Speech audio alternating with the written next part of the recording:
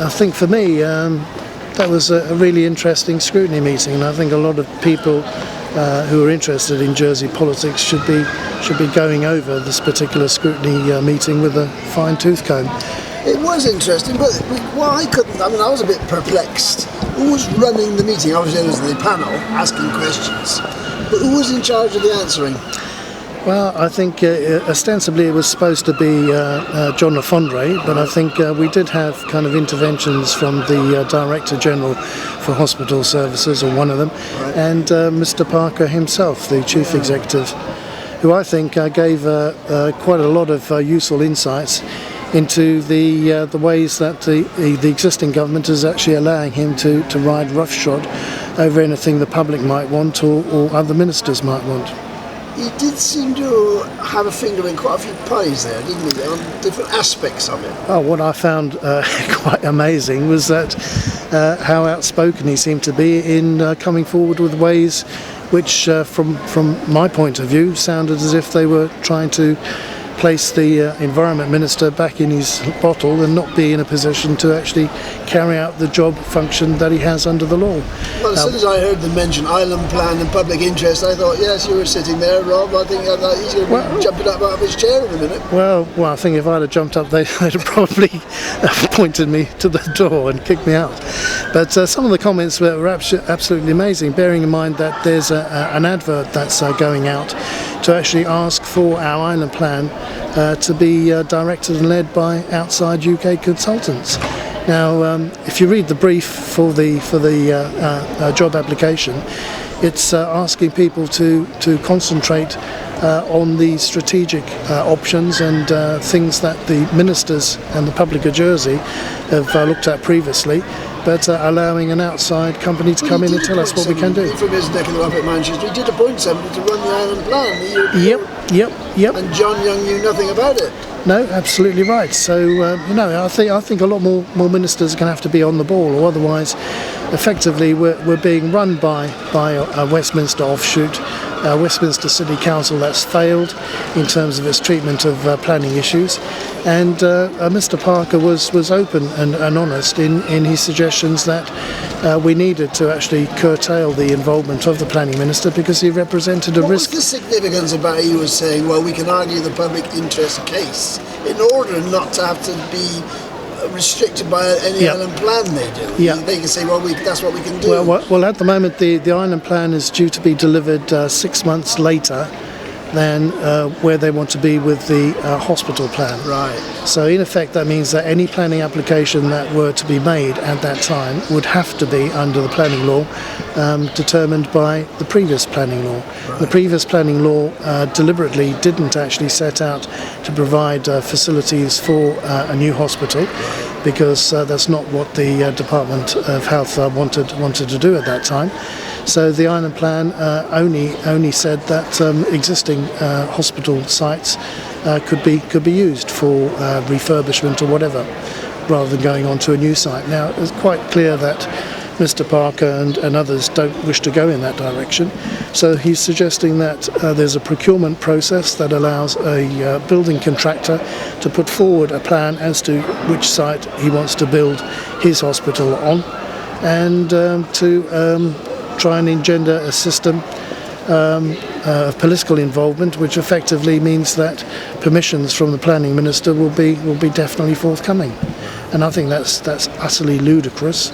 It's possibly illegal. He was on about a little a group of three. I couldn't quite see where they fitted in. That sounded pretty dangerous. Yeah, that was a strange suggestion as well. We were actually told that the planning minister had indicated that he didn't feel comfortable to be put in a position of being the sole judge, even though that's what the job entails of a hospital planning application.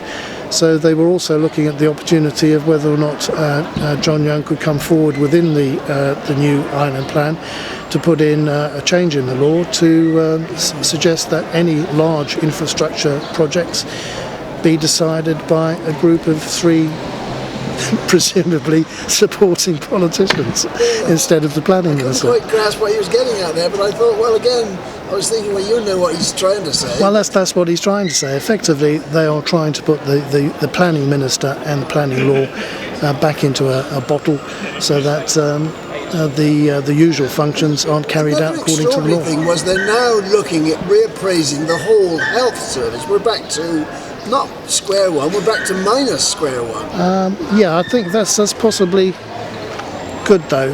And, well, it might be, but that was decided. That was in the original when Mrs. Pryke, I think, and before her day, they were on about more primary care. They were, the load away from the hospital. And certainly goes back as far as what's his name? Politician. Stop there a sec. What's his name? Stuart Siffray. Oh, Stuart, was it really? Oh gosh, forgetting Stuart Siffray. Yeah, so Stuart was on about that. There have been several reports since actually looking at treatment and medical provision and suggesting that care in the community is possibly the cheapest way of dealing with these issues, and certainly provides a better model forward rather than expecting. The funny thing, they kept on about the bunion. Well, I went into the hospital and had a bunion done. And I was only in there for the day, and I didn't stay overnight. But a bunion is extremely painful. And strangely enough, when I came out of the hospital, I had to go back to my house, and my house wasn't at all equipped for somebody who couldn't walk. And that's the problem with lots of people. Care in your home sounds very good. That is. For a lot of temporary people who've been into hospital come out, they're hopeless. They can't go home because they can't cope. No, but this is in essence the nature of the problem. If you are going to provide kind of care in the community, there have to be new care workers who are kind of lined up to actually give you that assistance if and when you need it. And buildings to be adapted. Lots of buildings. Yeah, but certainly under the planning law, that's what previous administrations have started to do. But it does become very expensive. Absolutely. Yeah, so there's a balance to be struck. Well, bathrooms, they come on about walk-in showers and all that lot. Yeah. But you try and dry somebody. If you have to dry somebody who's been in the shower, it's not easy. It's difficult. You finish up needing hospital facilities in every house. But in principle, the idea of actually doing minor surgical procedures in a place that isn't a central hospital is a sensible one. No problem. We've got a lot of dentists doing kind of tooth extractions, things like that. Well, they were hinting about the cottage hospitals, but when I was a kid in Bristol, it was clinics. All your little areas had a clinic, and you used to go there and get little minor treatments. They used to weigh babies and all that sort of stuff, but inoculations, that was all done in the local clinic. So I think from that point of view, the new woman Director General in charge has come from a different background, and I think she's absolutely right to be saying that the whole issue of hospital provision, centralised hospital did have an provision, awareness, didn't she? has to be relooked at. What are you thinking over there, Rob? Putting clinical uses out in the countryside, presumably they'll need a planning permission. They're not going to just put them into a converted barn, are they? No, that's true. But I think the scale of the developments will be much more manageable. Well, certainly, if you look at a lot of the parishes, I mean, we hear again and again and again that we've got the constables looking after their parish development wires and their parish plan. We've already got some medical facilities being spoken about in the disused buildings up at St Martin's School, along with a supermarket, but that's another kettle of fish. Well, I mean, Hugh was from the Trinity Deputy, he was talking about incorporating in conjunction with youth clubs, which again, if you can use the same group of buildings where they have a youth club and other facilities, but to start building new, that would not be on, would it? Well, no, you've got to be careful with these things because it's a scale issue. So, building kind of hospitals the size of the old maternity hospital in every parish location obviously wouldn't be a sensible thing to be doing. But that's not what they were hinting at. A lot of the GPs, in particular in France and European countries, have actually banded together in towns and cities. And they do actually offer a range of provision of services which you would otherwise kind of not able to have. I've worked on designs for here, like clinics, because it was all of a sudden the hospitals here, the GPs here were expanding and working in conjunction with a physio and somebody else. But that seems to have been knocked on the head to a large extent. I don't think that was very successful. No, probably wasn't successful, but that doesn't actually mean that it wasn't a bad idea to be pursued properly. You've only got to look at the Lido de France. I mean, that's providing a mini hospital. It's a mini hospital, yeah. So I'm not suggesting that you'd be building Lido de France's kind of But that was hinting at everywhere. another trend. You see, if you're going to create these little clinics with GPs at their base, it's the privatisation tendency, isn't it? And that is a bit worse. Because I know I've spoken to the co-op; they're quite keen to expand into the health service. Yes. And what area they're looking at care homes and things like that. But what else? I mean, like the pharmacies, for example, the hospital pharmacy. Well, that would be an area because they've got chemists. Yes. That would be an area they'd be looking at. So it is creeping. It was mentioned creeping privatisation. Yeah. But as long as the price is right for the services, and you are looking after people who can't afford to pay, I think that's not necessarily a bad thing. As long as somebody's paying. There's somebody at the end of the day. This is one of the things with the multiple. Somebody at the end of the day will always pay. You know. Because again, the doctors. I mean, a lot of the doctors in France and in the rural areas are struggling because and some of the doctors here tell me, I don't know. You always assume doctors make a lot of money because they charge patients. Well, when they get money. I don't think they do. I mean, they're all on about £100. I think it's about £150,000. And we've got 100 doctors, so that's not a great deal of money for I've an heard island. like doctors saying at the end they've done their life, they want to sell their share in a practice. It's not automatically easy to sell your share in a practice anymore. No. You know, it used to be, of course, and that's coupled with other factors like where do they come in? They come in, they've got to buy a house, they can't afford to buy a house here. Yeah. These things are not as simple as they seem, are they? No, but that's taking your money out as a pension, yeah? Exactly. Yeah. And it happens everywhere, even with the market stalls in the central market.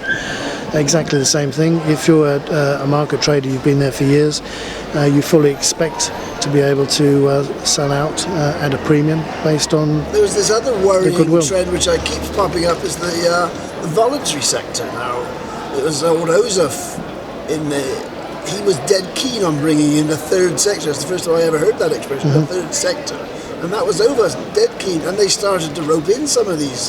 But they put, like was hinted today, a lot of them are only on a 12-month contract, and these are becoming little businesses. They're not charities anymore.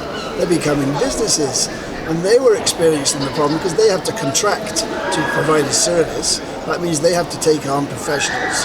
And 12 months they might lose their contract. So you've got volunteer workers which you rely on, which you can't necessarily, you can't obligate a volunteer to do anything. Yeah, but the whole essence of community care or care in the community is actually based on nipping people's problems in the bud. And not waiting until things have actually progressed to a level of intervention that requires you to expect expensive medical provision, either in our hospital, in UK hospitals, or further afield. Right. Yeah. Well, it sounds good in theory, I must admit. The idea that you can predict illnesses before they get too advanced, that you become immobilised, and therefore you need hospitalisation. But it sounds good, but does it work? Well, the saying, prevention is better than the cure in most cases. So, what's your gut feeling? Having heard that today, there was a lot being discussed. Some of it was quite intelligent conversation. I think the public really need to wake up and endorse the island plan process, and the fact that it's the only document that allows the man in the street to actually have a proper, rightful, democratic say in how his island or her island is going to be run in the future. If we allow civil servants to actually poach or to take over, saying, let's do the island plan and then sort the hospital out? Is that the way it should be done?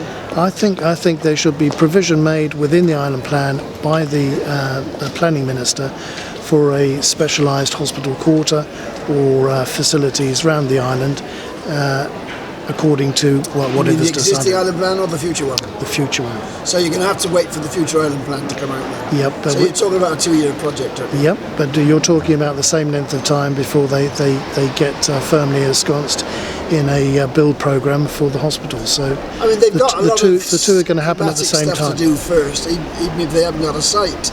I mean, it's rather a strange concept to design a building without a site. I mean, but I've done it. It can be done. I think it's a recipe for the project to spin out of control and to cost a hell of a lot more. That's right. Yeah, and then to blame it on the planning department, as people often do. Planning is a sensible function done by sensible people in order to actually best provide for people's futures. You don't leave it to one individual who's employed as a civil servant. What did you make about the cabinet office recruit that was going to come in? Yeah, that was extremely surprising. Mr. Parker got a little bit upset when it was perhaps suggested that he knew the person who was going to be recruited. From Westminster. From Westminster. Yeah, surprise, surprise. Well, we are Westminster-on-Sea, they've said. But again, I mean, what are we doing it for? You're going to have a civil servant who's being given express permissions to go out and to secure a building development company who's going to be taken on board to deliver wherever the hospital's going to go and to deliver the building. And the two functions should really be separate. When Mr. Ivy and people like him were building their castles in this island, did they have these sort of meetings? I don't know, I'm sure the meetings took place, but who was sitting behind the table allowing them to do these things, I don't know. I suppose if you're military, you just get on with it, don't you? Well, yeah, you've got your sword to kind of force the point. Yeah, but I mean, the fact that we've got quite a big building behind us now. I mean, it was built, wasn't it? It wasn't even an island plan when that building was built. It's not my favourite building. No, it's not my favourite building either. And if you look at what was there before, I probably preferred that. Right, yes. Okay. Optimistic? No. I thought perhaps you might not be. Thanks a lot. It'll run.